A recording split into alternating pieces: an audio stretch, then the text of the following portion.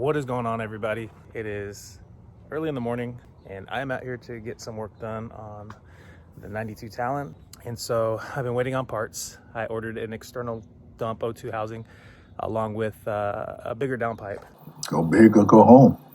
Last place I was at was swapping out the 14B that had the cracked exhaust housing. You see that crack right there? Actually split that other side. It's leaking all the way through, along with the cracked manifold. Process went great, other than the fact that the very last nut coming off the manifold stud actually had snapped the manifold stud. So the first thing that I need to do is to remove that broken stud. And so I think the way I'm going to approach that this morning is I'm going to attempt to weld that stud off.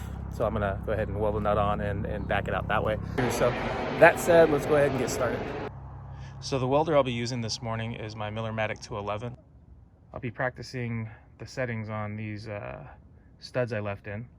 That last guy right there on the bottom right corner is actually where the broken stud is.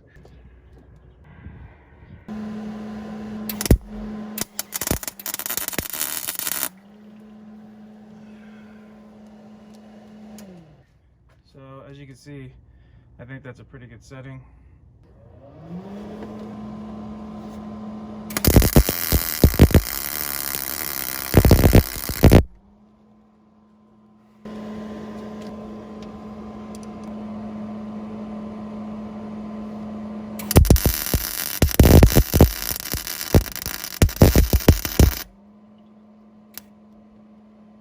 Might be too fat to fit on there, but let's find out.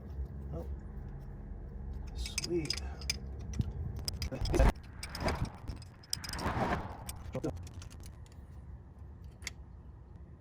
not pretty, but really the point of it was to make sure that there was good penetration on the stud itself, build up some material, get the nut on there, and then work around inside to continue that penetration until you get up to the top.